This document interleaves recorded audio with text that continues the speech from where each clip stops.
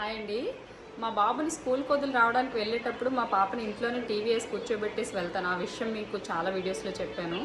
ఈరోజు కూడా అలానే ఇంట్లోని పాపను వదిలేసి బాబుని స్కూల్లో వదలడానికి వెళ్ళాను. వెళ్ళి వచ్చేసరికి ఈరోజు పాపకి ఏమైందో తెలియదు. చూడండి ఇల్లంతా ఎలా జల్లేసిందో.